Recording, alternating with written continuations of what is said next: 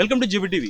నేను మీ యాంకర్ మహేష్. పెద్దిహారం మండలం ప్రకటించడానికి పెద్దిహారం గ్రామస్తులందరూ కలిసి పెద్ద సంచలన తగిన టపాకాయలు పేలుస్తూ మిఠాయిలు కూడా పంచుకుంటూ పెద్దగా సంబరం అయితే జరుపుకున్నారు. కానీ హఠాత్తుగా ఉండంగా ఒక్కసారిగా ప్రభుత్వం అనేది పెద్దిహారం మండలం ప్రకటించకుండా ఆదోని 2 గా ప్రకటించడంతో పెద్దిహారంలో అయితే పెద్ద ఎత్తున అయితే రిలే నిరాదీశ అయితే కొంతమంది మొదలు పెట్టారు. అసలు పెద్దిహారం ఎందుకు మండలంగా ప్రకటించలేరు, అసలు ప్రకటించి ఎందుకు ప్రకటించలేకపోయారు, ఎందుకు క్యాన్సిల్ చేశారు అనే విషయం గురించి మాతో చెప్పడానికి అయితే పెద్దిహారం సంబంధించిన ఆదినారాయణ రెడ్డి గారితో మన దగ్గర ఉన్నారు. పూర్తి వివరాలు ఆయన అడిగి తెలుసుకుందాం. సార్ నమస్కారం. నమస్కారం. బాగున్నారా సార్? బాగున్నాం సార్. సార్ ముఖ్యంగా మీ రాజకీయ జీవితం గురించి మాట్లాడుకుందాం. సార్ మీరు ముఖ్యంగా అసలు ఎప్పుడు మీరు రాజకీయాలకు వచ్చారు? 1976లో. 1976. సార్ ఏ పార్టీ నుంచి మీరు ఫస్ట్ పోటీ చేసినారు సార్?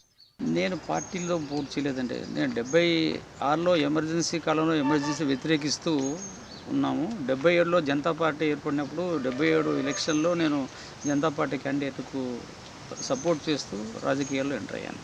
ఇప్పుడు మీ రాజకీయ జీవితం కొనసాగుతుందా, స్టాప్ చేసిన? నేను రాజకీయ జీవితంలో స్తబ్దత ఉన్నాను సార్. నేనైతే ప్రస్తుతం సాంకేతికంగా కాంగ్రెస్ పార్టీలో కొనసాగుతున్నాను. కానీ నేను వ్యక్తిగత కారణ రీత్యా నేను కొంచెం యాక్టివ్గా లేను సార్. అంటే ఇంతకుముందు అయితే యాక్చువల్లీ మీరు ఒక ఎంపీ కూడా పోటీ చేసినారు అన్నారు. పోటీ చేశాను. ఇండిపెండెంట్గా పోటీ చేశాను సార్. నేను ఇండిపెండెంట్గా డైరెక్ట్ ఎలక్షన్స్ ఉన్నప్పుడు రామారావు గారు మొట్టమొదటి ఎన్నికలు ప్రకటించినప్పుడు ఇండిపెండెంట్గా పోటీ చేశాను సార్. యాక్చువల్లీ మీరు టీడీపీ సంబంధించిన నాయకులే కదా సార్ స్టార్టింగ్లో? కాదు, మొదటి నుంచి వామపక్ష భావాలు నేను వ్యక్తిని. నేను ఇప్పటికి కూడా మార్క్సిజం నమ్ముకునేవాడిని. కాకపోతే నేను పార్టీలో చేరి న్యాయం చేయలేకపోతానని చెప్పేసి నేను ఇప్పుడు కూడా వామపక్ష భావాలు గల సిద్ధాంతంతో మార్క్సిజాన్ని నమ్మినవాడిని, అంబేద్కర్ నమ్మినవాడిని. కాబట్టి నేను కాంగ్రెస్ పార్టీకి వ్యతిరేకంగానే ఉంటూ వచ్చిన సార్ జీవితం అంతా కూడా. కాకపోతే టీడీపీలో చేరడం ఎప్పుడు జరిగిందంటే, ఇక్కడ బై ఎలక్షన్ జరిగినప్పుడు ఎస్వి సుబ్బారెడ్డి గారు పోటీ చేశారు.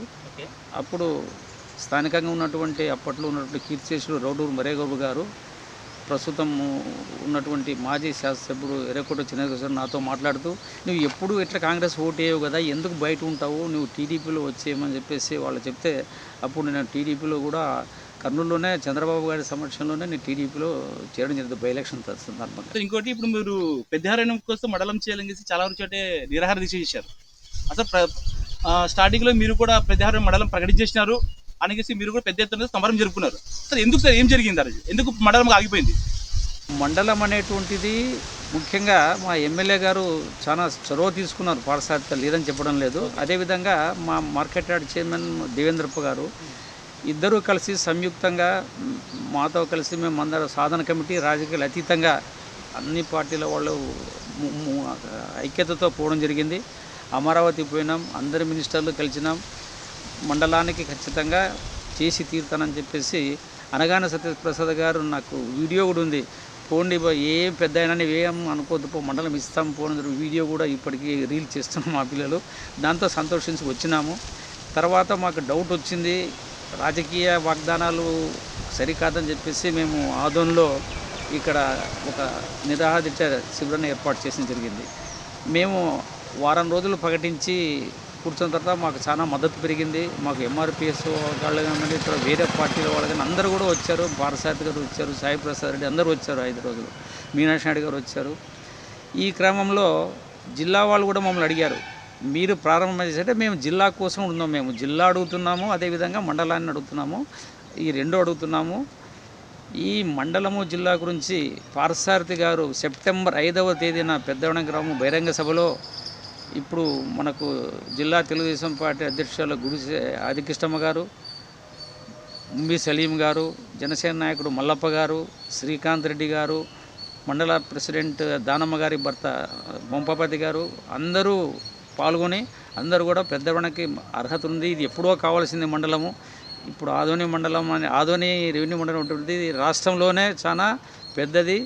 ఇది 4 మండలాలు చెప్పేసి మన ఎమ్మెల్యే గారు కూడా శాసనసభలో చెప్పడం జరిగింది. కాబట్టి పెద్ద అరివాణము పెద్ద తుమ్మలం 2 కూడా చేయాలని చెప్పేసి మొదటి కోరుతున్నాం. ఆ నేపథ్యంలో మేము పోయిన సందర్భంలో 3 సార్లు పోయినాం. మేము పోతే అందరూ మంత్రులు కలిసినాము, అందరూ కూడా మండలానికి సుముఖత చూపినారు. Sir actually small question sir. Sir ఇప్పుడు కొంతమంది రాజకీయ నాయకులు అయితే కొంతమంది అడ్డుకున్నారు మండలంని అంటున్నారు. 100% సార్. ఎవరు సార్ ఆ నాయకులు?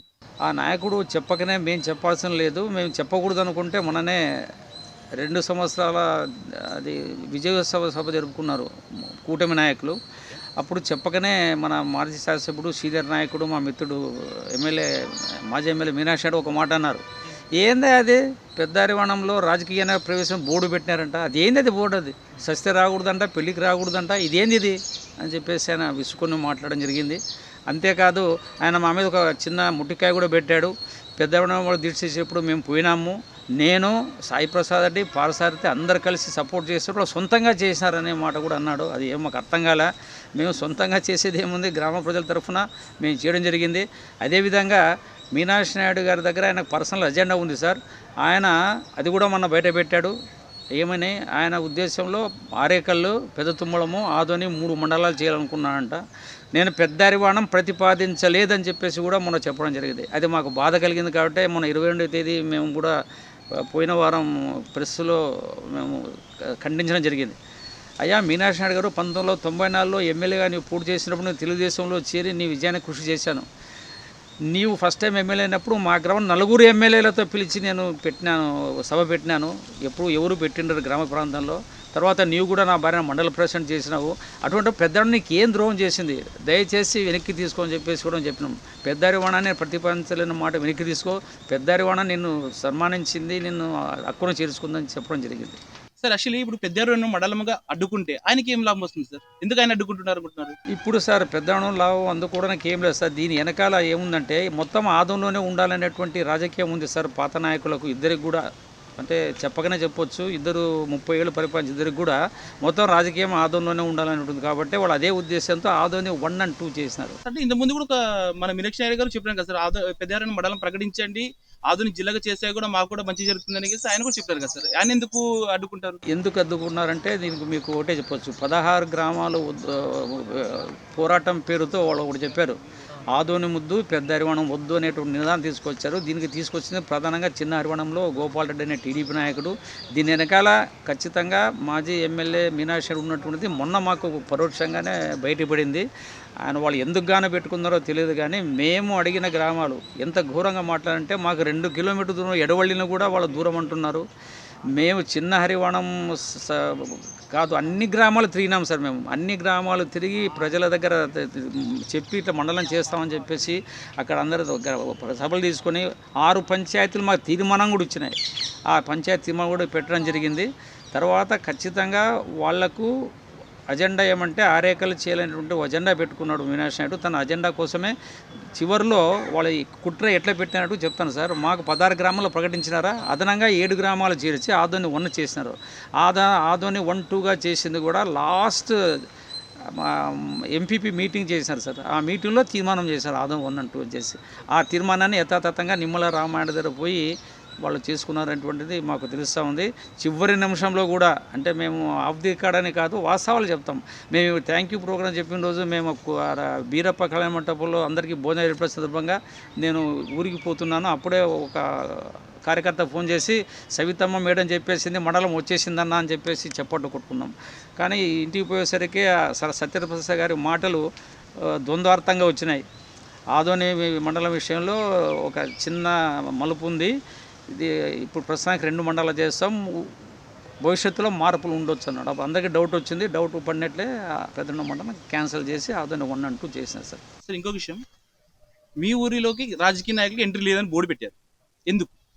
ఆ బోర్డు పెట్టిన కారణం చేస్తారు. అది ప్రజలు తీసుకున్న మూకుమ్మడి నిర్ణయము. అది డిసెంబర్ 29వ తేదీ ఎప్పుడైతే ప్రకటన వచ్చిందో మేము అక్కడ నిరాహార దీక్ష కూర్చోవడం జరిగింది. కూర్చున్నప్పుడు అక్కడ జనాలు విపరీతంగా వచ్చారు.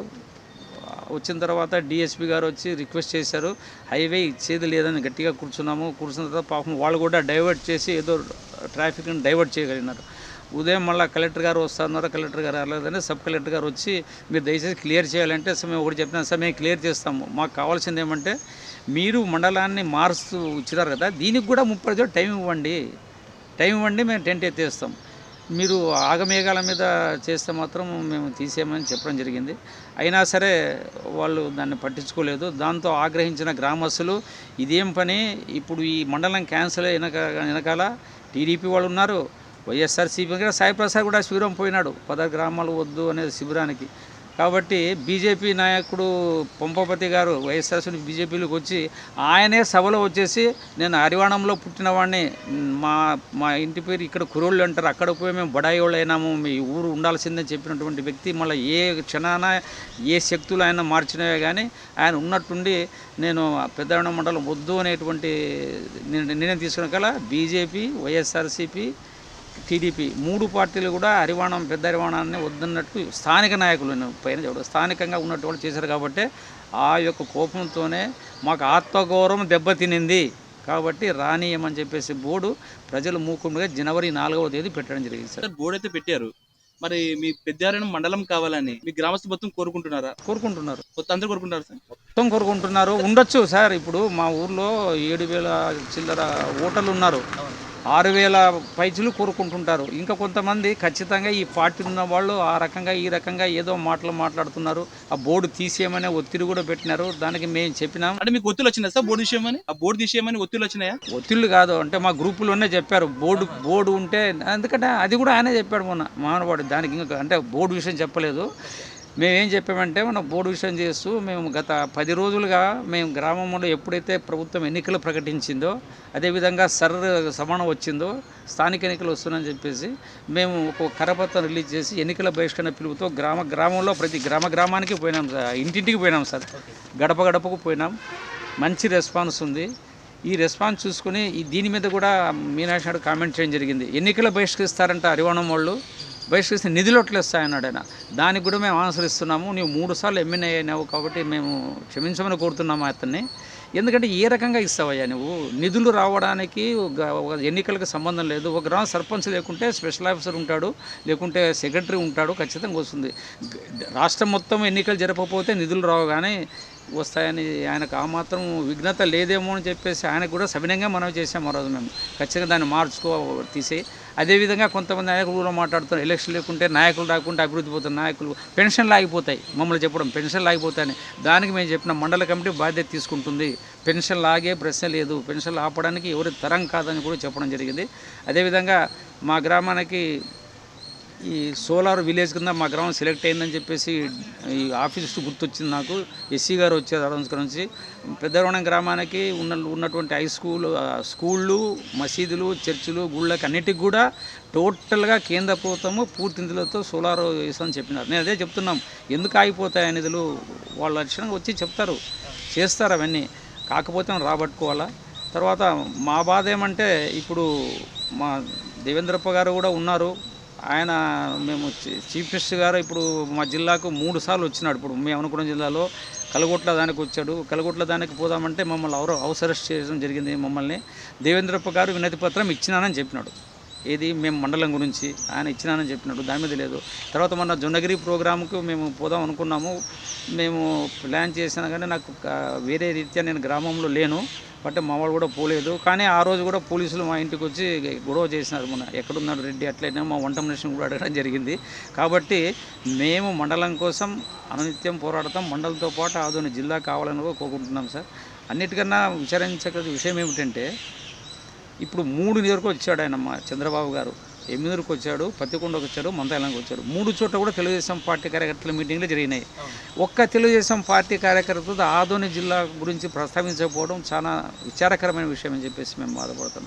అంతకుముందు కూడా ఉన్నటువంటి ప్రెసిడెంట్ తిక్కారెడ్డి గారు అసలు చంద్రబాబు దృష్టికే పోలేదన్నాడు ఆయన మళ్ళీ అది ఎటువంటి అబద్ధం చెప్పాలో మళ్ళీ ఆయన తెలియదేమో. కానీ తర్వాత మేము ఇచ్చినామయ్యా, స్వయంగా మేము ఇచ్చినాము, మేము అడిగినాము.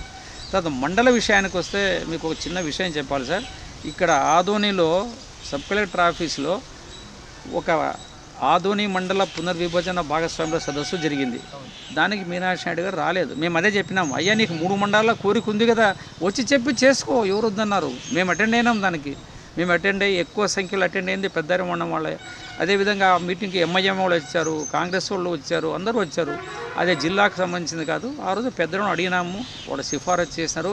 కాకపోతే అది సమాచార లోపమో లేకపోతే అది ఏమో కానీ మేము కోరని గ్రామాలు చేర్చి అనవసరమైనటువంటి ఒక దీన్ని సృష్టించడం జరిగింది.